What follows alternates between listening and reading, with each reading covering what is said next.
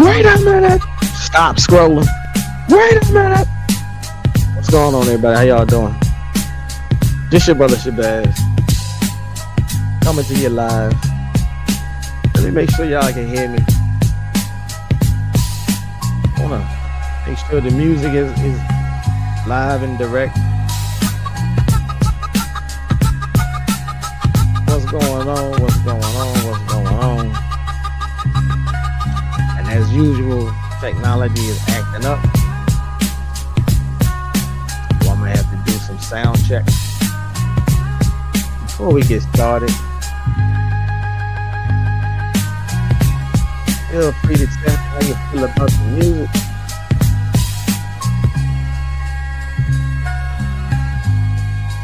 Sound like we're good to go on the mic. Okay, so what's going on? If you're dropping in into the chat, I got a message in the chat room for you to pay attention to. What we talking about? Decolonizing. We're going to decolonize this little holiday that is upon us. Don't have a lot of notes for you tonight. I'm trying to give it a minute or two. Let me make sure these notifications are working the way they're supposed to, where they say they are, before I get started.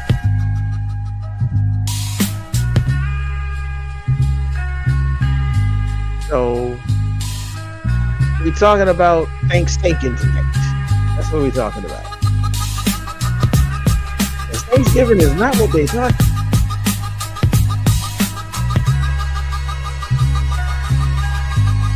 So, okay, I think we got it rolling. And let me make sure I got everything. There's always something.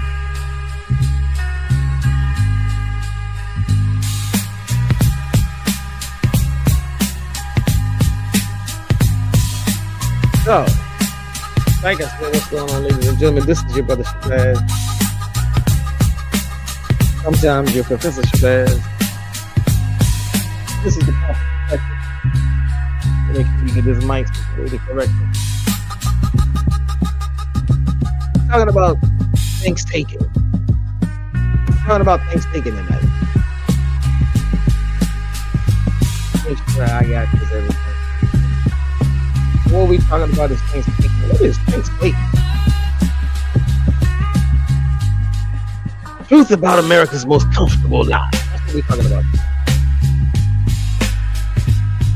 So now, before we get started, I would like to ask, I hope everybody's doing okay. I hope you're holding up. This is probably, past two big holidays, past two big holidays of the season. They don't always come at the warmest time. I hope everybody's holding up during this. I would also like to say, I hope everybody's getting in the black boycott, no matter what name you call them.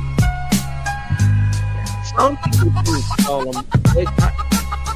I think there's a couple of ministers out there that's calling them fast, economic fast, whatever term is supposed to about, as long as you just. Let me see, I was just share my screen.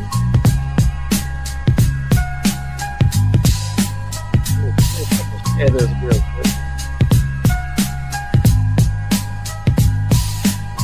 Share my screen.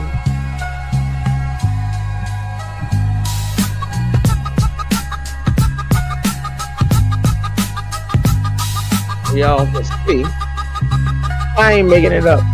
This ain't just me. This holiday season, we are supposed to be.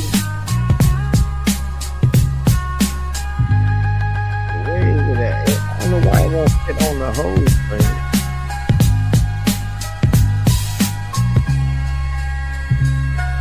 This holiday season, we shut down this city. That's the message that's supposed to be coming to you live and direct. I don't know why it's not showing up. It's supposed to be big. So, if you're into the black boycott, they're pulling the plug on corporate control. You're supposed to be boycotting Target. You're supposed to be boycotting Walmart. There's a whole nice long list of people we're supposed to be boycotting. But that don't mean you can't participate to celebrate in your holidays. But it should be that you're living more collective. Buy small, not big. Buy from, purchase from, support small business, particularly those who might be in the black community. Black-owned business. That's part of this whole boycott. That's part of what should be going on. But I'm gonna get off the soapbox for that just for a moment. Like I said, I hope everybody's doing okay. I hope you're not really celebrating. I ain't saying you shouldn't be stuffing your face still. I ain't saying you shouldn't be gobbling up whatever victuals might float your boat, be it turkey, mac and cheese, cranberries, or whatever. You know, the song, whatever the other people were listening to that song that everybody went berserk over a couple years ago. Whatever's on your menu, have at it, enjoy. Hope y'all gathering with family, friends, and so on and so forth. If you got 10 fingers near and dear to you together with, I'm mindful we all don't have it. But I have a question for you. We're gonna be serious for a moment. Are we gonna continue to ignore the genocide roots of this holiday? Like we pretty much, maybe it's rhetorical, like we gotta ignore the genocide roots of most like European, Yoruba oriented holiday. Yeah, I know. And to answer it, frankly, yeah, some of us will. Some of us won't. Some of us don't even know what we're talking about. So they're like, curious. That's what we're going to get into. Perhaps we will convince they should at least have to think about it.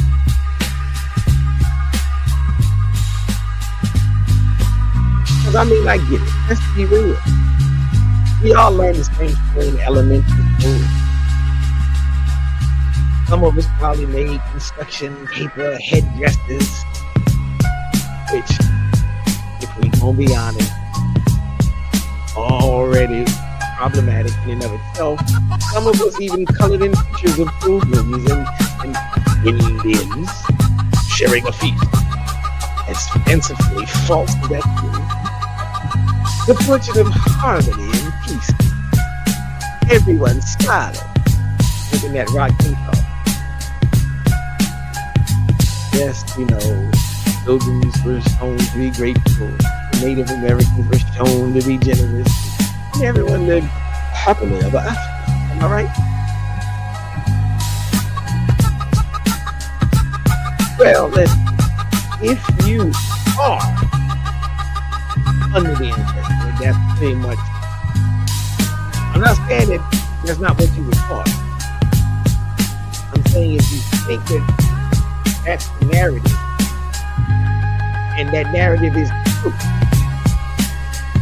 Well, I hate the bush. Because that narrative, the one with the big happy dinner and the sharing and the kumbaya vibe, that was specifically designed, that was propaganda. Specifically designed to make you feel good about big ski word, colonization. Smithsonian. I'm gonna turn that music off because now we're about to get serious. The Smithsonian National Museum of the American Indian, and they still ain't got the name right. But the Smithsonian, they make it clear. These stereotypical images and cultural misunderstandings spread like a fever and promulgate historical inaccuracies. And that the framing of ThanksTAKING as just happy times minimizes the truth, the shared history, and teaches only. Now, you know, some people say, well, it only teaches half the truth. I dare say it teaches less than half the truth, none of the truth. Because half truth is a polite way of saying a lie we tell ourselves or our children or both our children and our adult selves. Now, if you think I'm being dramatic, I am going to introduce you to a brother, to a scholar with some skin in the game. The late Dr. Ishakamusa Barashango. Now that's a name for you. Let me put his name on the screen because I know some of you gonna be like, wait a minute, what did he say? So where did it go? Where did it go? Let me get this.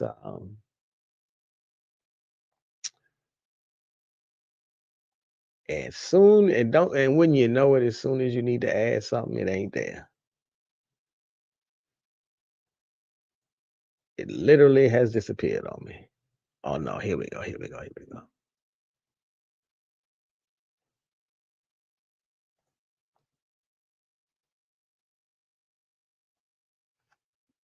So the name that we're talking about, one of the names we're gonna be discussing is this brother right here, Ishakamusa Barashango.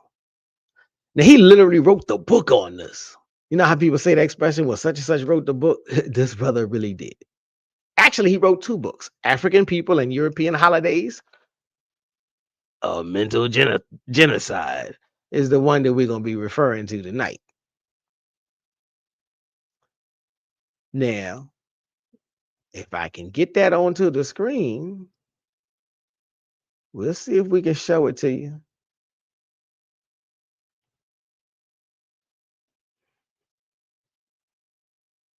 We'll see if we can show it to you. So let's share that screen.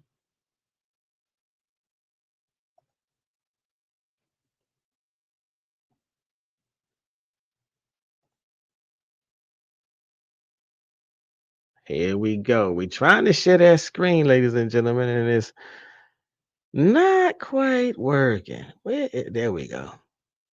Stop the share. Hit the share.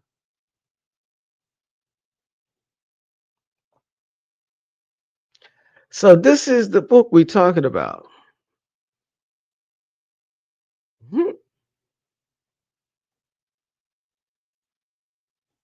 we can get this out the way. There we go. African People and European Holidays, a mental genocide. Now, Barashango, he didn't mince words. He called these holidays what they are, tools of mental genocide. And here's what he meant by that. In his lectures, he explains holidays are the institutionalized celebration of the thoughts and the ideas of a particular philosophical worldview. Holidays are the institutionalized. You follow me? You with me? Institutionalized. Come back to the big screen. Holidays are the institutionalized celebration of the thoughts and ideas of a particular philosophical worldview. The celebration of holidays helps to establish and maintain strong emotional and cultural bonds between you and that which you are celebrating. It becomes a part of your identity. So when you celebrate ThanksTAKIng, you're not just eating turkey. You're emotionally and culturally binding yourself, almost like a ritual, to the worldview that justifies genocide. And this should be of no surprise, because just as they justified genocide way back then, they justify it today in Gaza, they justify it today in the Congo, they justify it today in the Sudan, South Sudan. They justify it in Papua New Guinea.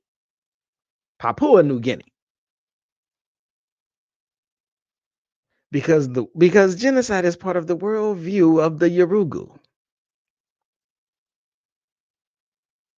And so when you do participate in it, now again, I said at the top, I'm not saying don't eat, don't stuff your face. I'm not saying don't eat till your belly's full. But I'm saying we got to at least shift the mindset a little bit. That's why I'm calling it ThanksTAKIng. At least to try to get you to nudge yourself a little bit away from the genocide or elements. Stop emotionally and culturally binding yourself to the worldview of genocide. Stop teaching your children that colonization was natural, that it was inevitable, or even worse, that it was blessed by the deity of your choosing. Now, as Barashango put it, Thanksgiving Day literally is a holiday celebrating the beginnings of the most total extermination of an entire race of people, commonly misnomered as Indians. But we're talking about the Native Americans and the enslavement and the continued oppression and genocide of the African by European settlers. Yes, that is a part of it. And Barashango says this is mental genocide.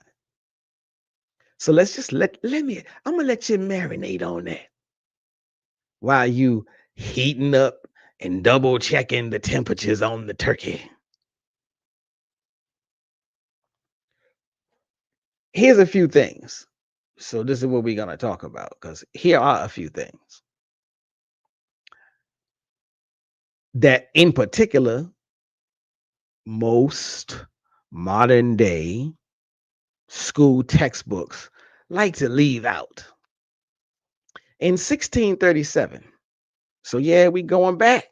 In 1637, just 16 years after the supposed friendly feast, there was a massacre. The Mystic Massacre, to be specific. English colonists and their native allies, unfortunately for them, attacked a fortified Pico village in what is now Connecticut. They set the village on fire. Estimates suggested 500 to 700 men, women, and children died that day. Most of them burned alive that day, or shot as they tried that day to escape the flames. The warriors weren't even there. Did you catch that? The warriors weren't even there. That's kind of like what they did when they got on those boats and sailed to the coast of Africa. They looked for the areas where the warriors, if the warriors go out on Monday and leave the women to themselves, then they wanted to attack on Mondays. If they found out that the warriors didn't go out until Tuesdays, then they wouldn't attack on Monday. They would attack on Tuesday. So for the Pico, the warriors weren't there. And you see what happened. The massacre began. The warriors were off doing the warrior thing with the chief. And guess who died? Mostly women, mostly children, and some elders. Now, here's the kicker. After the massacre, Governor John Winthrop of the Massachusetts Bay Colony declared it a day of Thanksgiving. And this is one of the reasons, this is one of the reasons why we should be standing in solidarity with the Native Americans. And since they like to call it ThanksTAKIng, that's what we're going to refer to it as. Because when John Winthrop of Massachusetts Bay Colony, when he declared it Thanksgiving, what was he giving thanks for? It wasn't for the harvest. It wasn't for the peace. It wasn't for the kumbaya vibes. He was giving thanks for the soldiers returning safely after slaughtering hundreds of defenseless women, children, and elderly. That's the official word. Now, like, you may feel like I'm making it up, but if you go hop along with your good friend Google, and you will find out these are facts. Now, I might share in your shock if you say, well, this is not what they taught us in school. Yes, I know. But Thanksgiving as an official celebration was born out of celebrating a massacre. Period. Point blank, end of story. There's no doubt about that. Now, here's the funny thing, because it wasn't a one-time thing. Not that it would need to be a one-time thing in order for it to be excused, but it didn't stop there. For the next 100 years, I didn't say 10 years, I didn't say for the next 100 years, every time colonists, settlers, European invaders successfully massacred another native community, they would throw themselves another little Thanksgiving party. Historical accounts describe Thanksgiving celebrations throughout New England, throughout New York, New Jersey, Delaware, even Maryland, after each successful attack on native communities. George Washington, y'all know that founding father, eventually suggested that the country should just pick one day a year to celebrate instead of having Thanksgiving after every single massacre. How efficient of him. How thoughtful of him.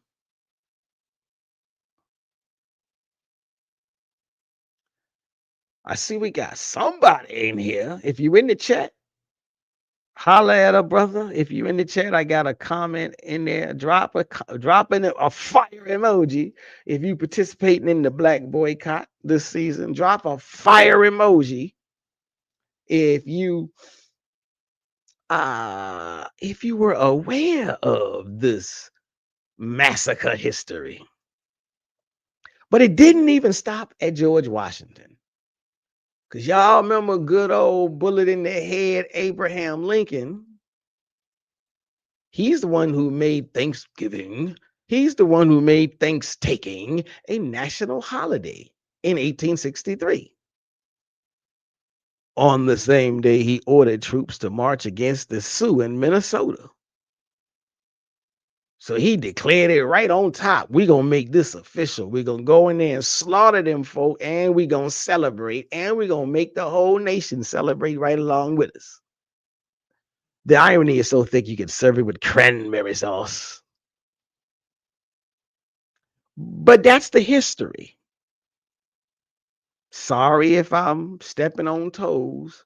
There's a lot of mythology in the American history textbooks, and we need to get rid of it. So now, as I was saying, Dr. Barashango, he went deep on this. In his book, he describes what happened after these massacres in graphic detail. I don't even know if I should show this information.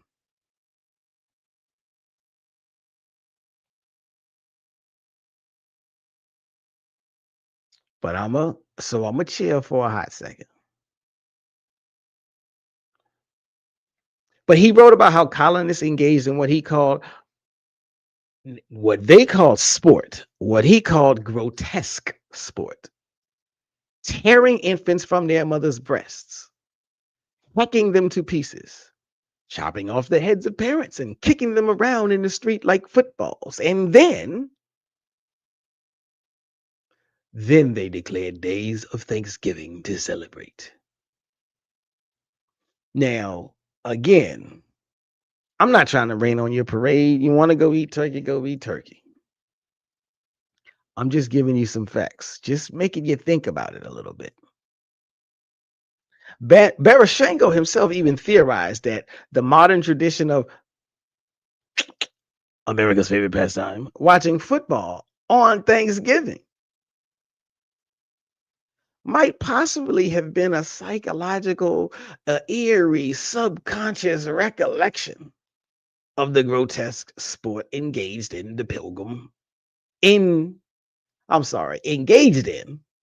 by the Pilgrim Fathers. So that's a thing. That's something to study. So think about that next time you're watching the game. So then we get to this, this what should more properly be called the National Day of Mourning. So let me share this screen. Let me split this screen. So while you're carving turkey and watching football, just remember Native Americans have been gathering at Plymouth Rock. Y'all remember what Malcolm said about Plymouth Rock since 1970 for something very different. It's called the Day of Mourning. Now, again, why are we calling it ThanksTAKIng? ThanksTAKIng is a term used by some Native Americans. And because we over here, we like allyship in honor and respect of their struggle. We call it Thanksgiving. We call it ThanksTAKIng to protest the mythological, traditional narrative of the holiday.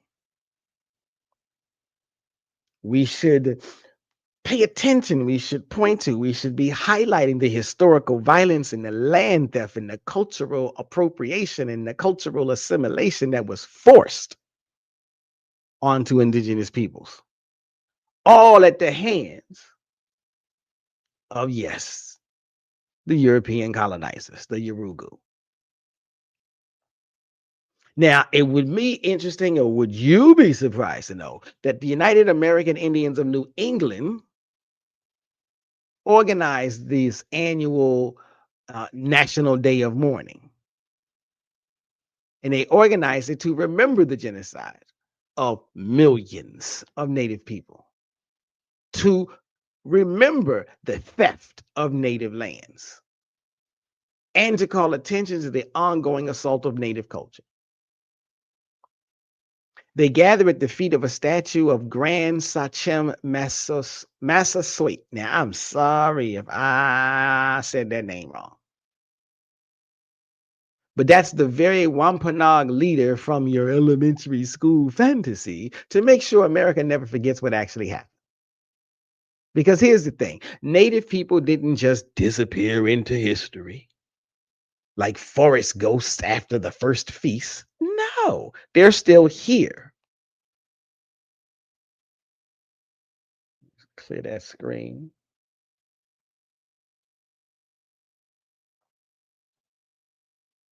They're still here. They're still dealing with the consequences of colonization, much like we in the African American community are. They're still fighting for recognition, for sovereignty and justice, much like we in the African American community are. Now, this is why people shout out to Amanda Seals, who uses the term ThanksTAKIng rather liberally in order to help boost attention. So shout out to Amanda Seals for that, and all of the countless Native American activists who, again, they call it ThanksTAKIng Day. Now, I used to call it Massacre Day, but hey, people tell me I'm a little too raw. So I'm all too happy to call it ThanksTAKIng Day instead of Massacre Day. I used to call it Massa's Massacre Day. But on a serious note, but for real, massacres is what happened. Land was taken is what happened. Lives taken, culture taken, history taken and rewritten into something palatable for white comfort. Now, there's a TV writer named Joey Cliff from the Cowlitz tribe, speaking to Axios. After the first Thanksgiving, Native people didn't vanish into the wilderness. ThanksTAKIng underscores this crucial reality. So this is why they call it ThanksTAKIng.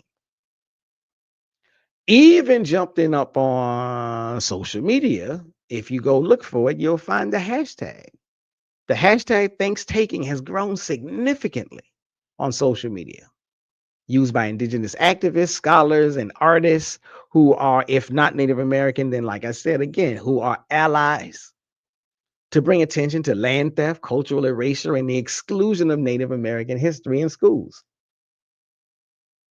It's not just about calling out the past, it's about addressing the ongoing harm. They have the same fight. This is where solidarity is important. They have the same fight for recognition as we do. Now, I'm not saying it's all gravy between the Black community and the Native American community. There's some issues and they need to be ironed out. But that's the smaller picture.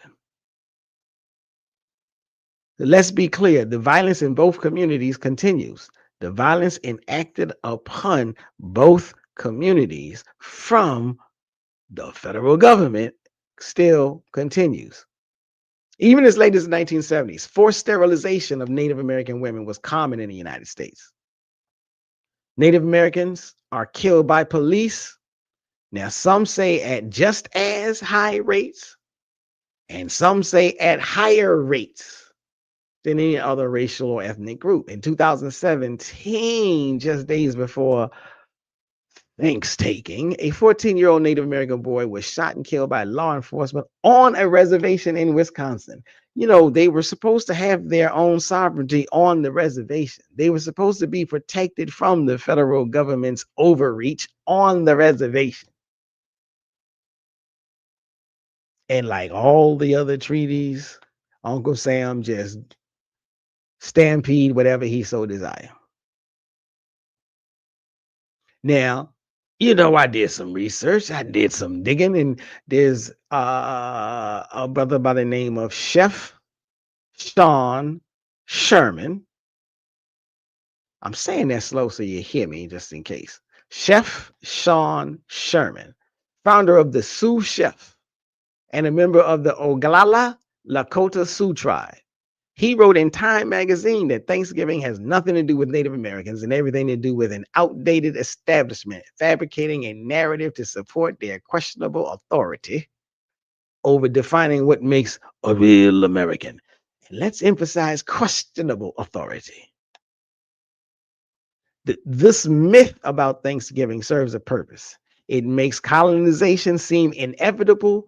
It makes colonization seem benevolent. It erases guilt, and it lets people eat turkey without thinking about mass graves. But I would like to direct you to Dr. Barashango's warning about mental genocide. Because what he was really talking about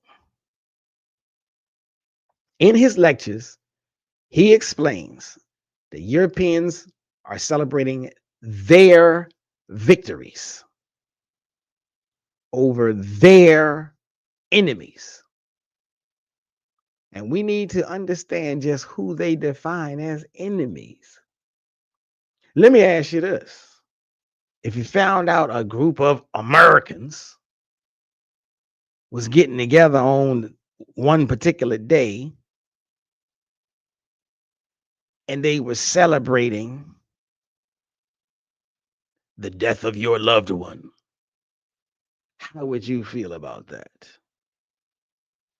If you had a group of Americans and they was getting together on a particular day and they were celebrating the death of one of your ancestors or one of your leaders, how would you feel about that?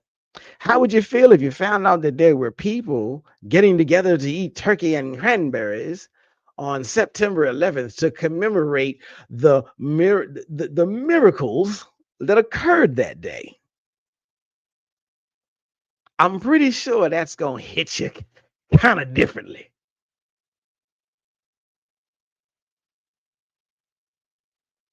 So as Dr. Barashango says, we need to think about what we are celebrating. Now, if you go into our original African cultures, yes, our ancestors, we did celebrate in many different ways. We did celebrate many things that are related to and linked to harvest, to victory, to our own culture, to our own victories over our own enemies. But as Dr. Barashango emphasizes, we've never celebrated the victory of our enemies over us as we do today in America. We seek out ways and means to actively participate in the victories of our oppressor, as if that's going to allow us to move up on the hierarchy, on the totem pole. So when you teach your children a sanitized version of ThanksTAKING, you're not just lying to them, you're programming them to accept colonization as natural. You're teaching them that the indigenous lives and Black lives don't matter, regardless of the organization or the movement. They don't matter enough to tell the truth. You're conditioning them to celebrate the erasure of entire peoples, long as they ain't the white ones. And when those children grow up and teach their own children the same lie, the genocide continues. The mental genocide continues. You know, first they came with guns, then they came with fire, and then they came with construction paper, feathers, and crayon drawings, and turkey handprints. The method may change, the violence remains. The method may change, oppression remains. Now, again, as I said at the top, I'm not telling you to cancel your gathering.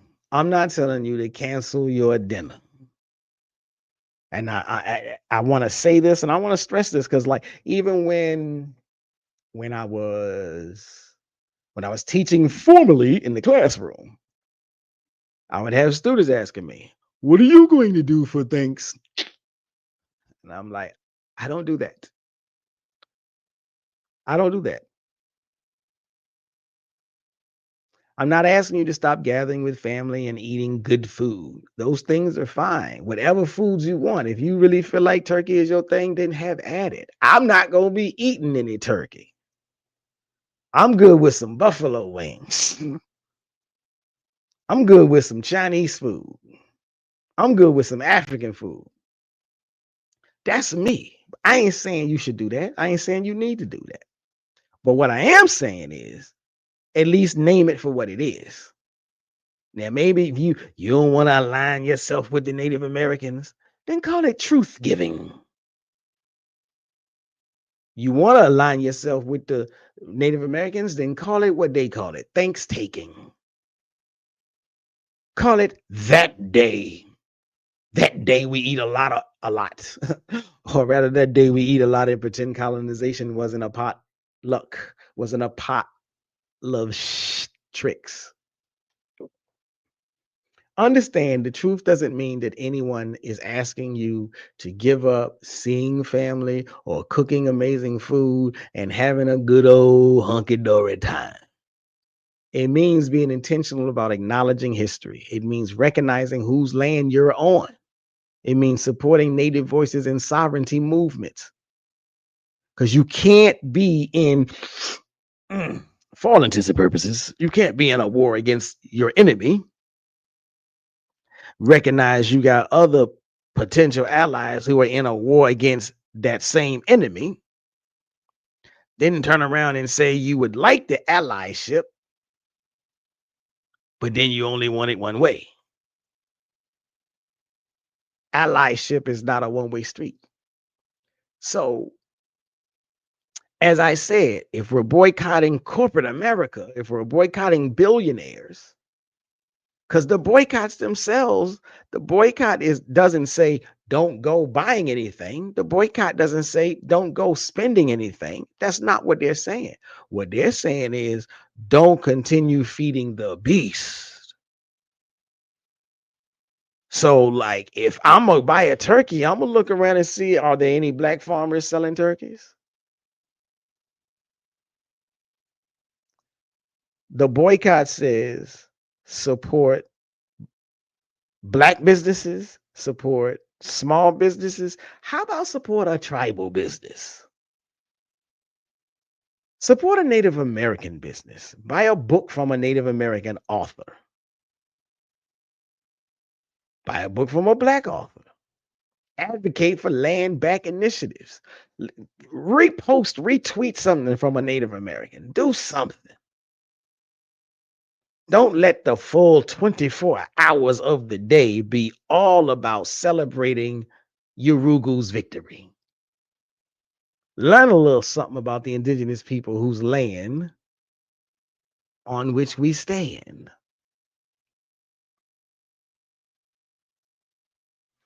Or, if that don't float your boat, I got another one for you. Consider celebrating alternatives like Umoja Karamu, a unity feast celebrated on the fourth Sunday in November that focuses on African and African American family unity. What did you say? Umoja Karamu. Yeah, I'm gonna put that on the screen.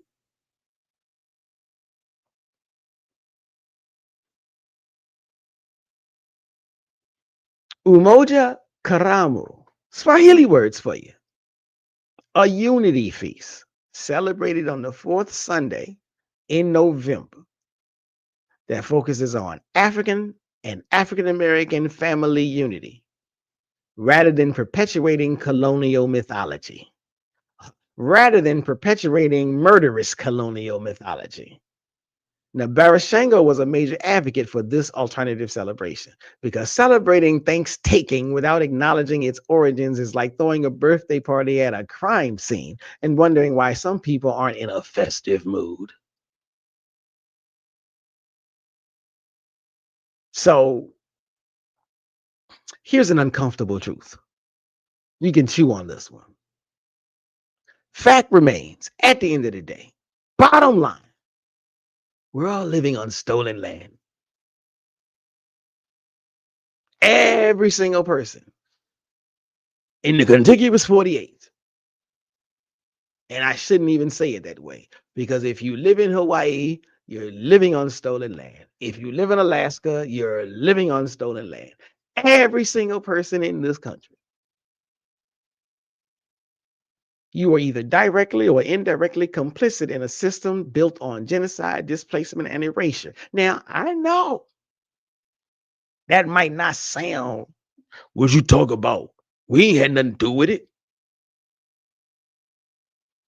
No, we didn't have anything to do with it, but we are propping up the system. Some of it by default, some of it by willful ignorance.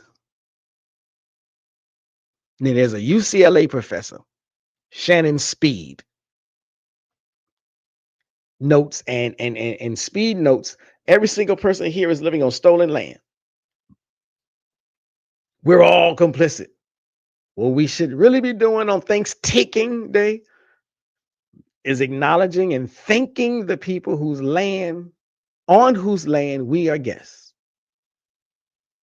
So yeah, you could keep celebrating ThanksTAKIng if you want, but don't pretend anymore that you don't know what it's really about. Now, somewhere in your Abrahamic books, there's some kind of comment, phrase, or command that once you hear the truth, you're supposed to go and let other people know it. You can't unhear this. You can't go back to the elementary school version of the story where everyone was friends and nothing bad ever happened. Now, what you do with the new information, that's up to you. Like I said, I don't begrudge you, but don't save a plate for me. I might show up. You send me the invite, I'm coming. But I ain't eating. Barashango called it mental genocide for a reason. When we continue to celebrate these holidays without confronting their true history, we're completing what the pilgrims started. We're participating in cultural erasure.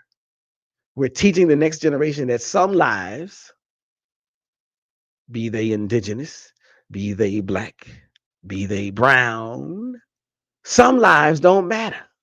Some lives don't matter enough to deserve the truth, the whole truth, and nothing but the truth. So the choice is yours. You can continue the comfortable lie, or you can start having uncomfortable conversations. Because the only thing more harmful than the genocide itself is pretending it's not going on. And I would be remiss if I didn't say, just as the genocide happened to the Native Americans, just as the genocide that's going on in the Sudan and in the Congo,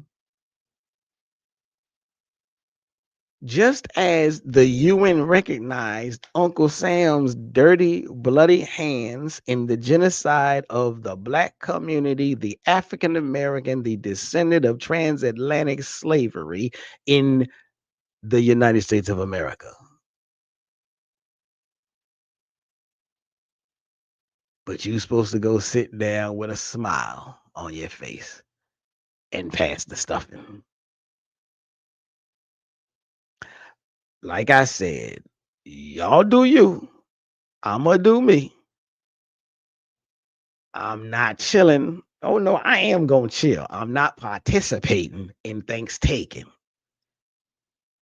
So if you don't get around to it this November, maybe put it on the calendar for next November. When someone asks you what you're thankful for, just start with the truth. How about that? Yeah.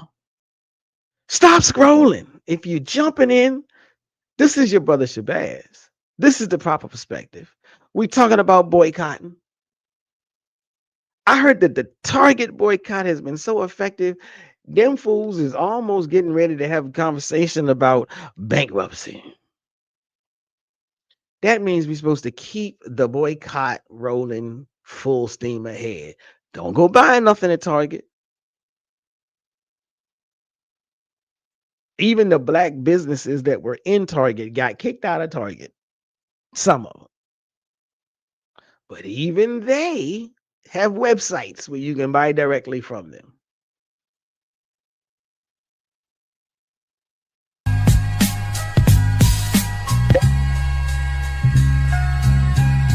This is your brother Shabazz. Sometimes your Professor Shabazz. Hotep to the Pan-African pro-black world. Peace to everybody that know how to put the puzzle pieces together and look beyond the smoke and mirrors. This ThanksTAKIng, I hope you have. If you didn't already know, I hope you heard a little bit more of the truth about one of America's most comfortable lives. Do not participate in genocide. And with that, like, share, and subscribe is the name of the game. Please, brothers and sisters, people, viewers, listeners, like, share, and subscribe. Hit those buttons. Hit all the buttons. And catch me, see you on the next one. Mahalo.